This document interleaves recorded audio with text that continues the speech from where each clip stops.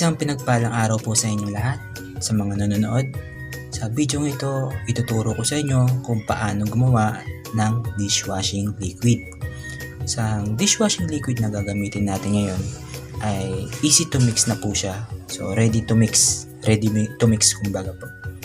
So ibig sabihin na ready to mix, so wala na po siyang ibang mga dapat haluin. I-mix mo na lang siya. Yun. So pasensyahan nyo na sa ingay kasi maingay talagang pasensya na kayo guys sa ingay ng aso, kapitbahay namin. So tara, samahan nyo ako kung paano gawin to. So ito ang muna natin gagawin. Magpe-prepare muna tayo. So kailangan mag-prepare kayo ng mga boteng paglalagyan. Depende po ito sa dishwashing liquid kit na gagamitin nyo. So itong pinili ko. So ito yung dishwashing liquid kit na gagawin natin. So yan. So itong dishwashing liquid kit ay magagawa na po ito ng 16 liters or 17 to 18 liters. Pero depende sa inyo kung gusto nyong dagdagan ng tubig. Basta kailangan kung ano yung sundin na lang natin kung ano yung nakasulat na procedure dito. Diba po? So sa akin, ang scent nito ay calamansi scent. Sa bali, yan. Sa isang pack ay meron tong kailangan 16 water. Kailangan, liter ng water ang kailangan para may halo itong isang pack na to. So magiging 18 liters ang magagawa mo nito. So yun mixing instruction. Add 16 liters of water, tsaka haluin till side up. Tapos yan, itatabi pa ng mga 5 hours bago gamitin. So madali lang, kaya tara, simulan natin. So una muna, yan, kailangan natin ng mga gagamitin. Langgana, panghalo, dishwashing kit, imbudo, ayan, panghalo,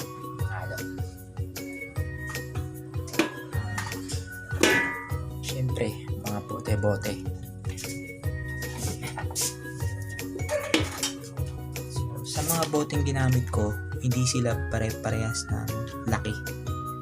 So may 1.5, may 1 liter. Yun ang bote na ginagawa.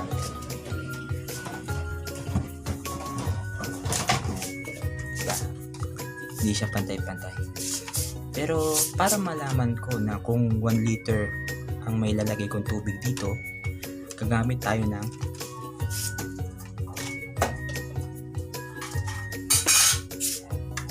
weighting scale. Ayan. Weighting scale para mastansya natin o masabi natin na tama yung sukat na nilalagyan natin.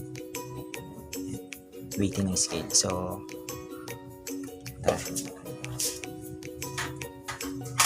sa mga pala guys, sa bote na gagamitin natin, mga gamit na to, pero hinugasan ko ito.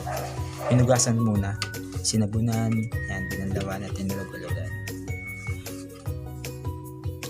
So okay naman siya.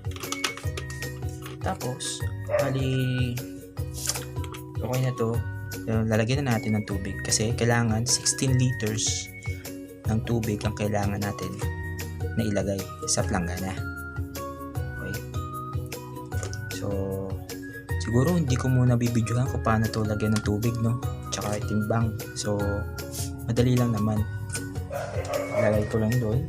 Tapos titimbangin yung tubig, iti-turn muna na 0. Okay, parang ganito gagawin ko guys.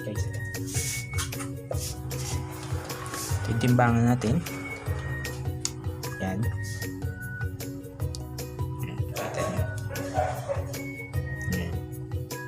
Okay, so nakaset siya sa grams. Okay, nakaset siya sa grams. So ngayon, isiset natin siya sa liter or ml. Kung walang liter, ml. Okay, dito lang.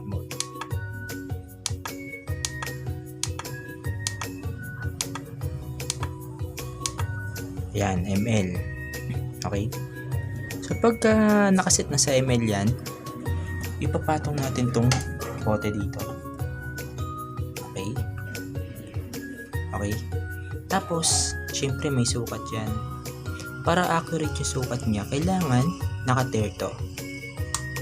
0, 0. Kailangan mag 0, 0 siya. Okay? Tapos, doon na natin lalagyan ng tubig na 1 liter.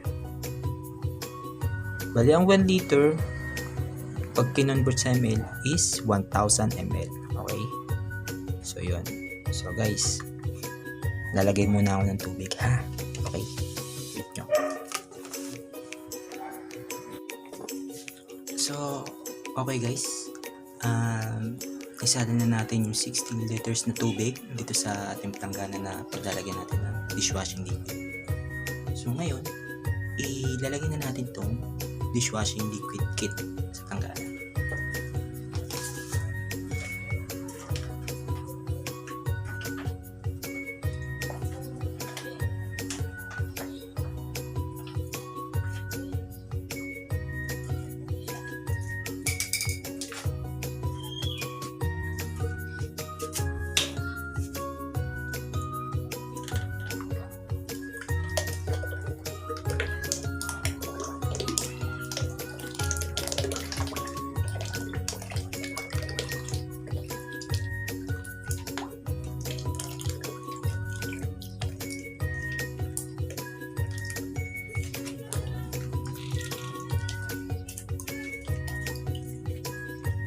Sayarin na natin yung laman nito guys.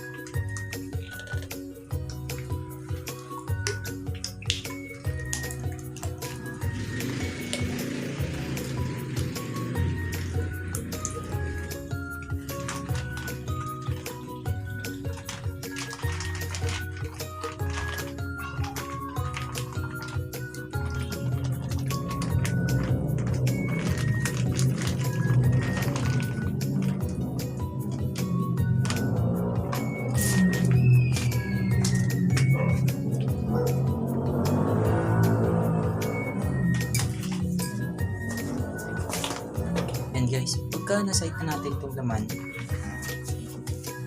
at pwede natin siyang haluin. Halo. Okay. Sa paghalo guys, haluin lang natin siyang mabuti kaysa matunaw siya. Siguro sa paghalo, mga 10 minutes matutunaw na to.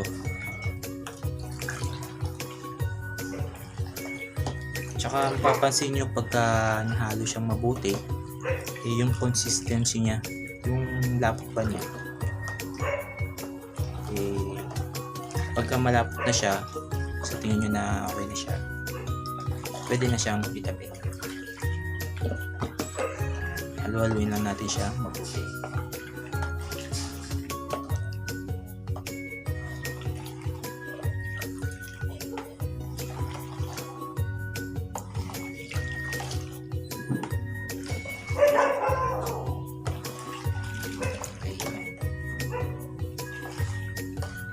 Guys, kung nagustuhan nyo yung video ito, huwag nyo kalimutan na mag-like, mag-subscribe na rin kayo para sa video ito. Pwede nyo rin i-share sa iba para makatulong tayo. So nga pala guys, sa 16 liters, nabili ko nga pala tong dishwashing kit. Nasa 270. Ayan. 270. So makagawa ka na ng 16 liters.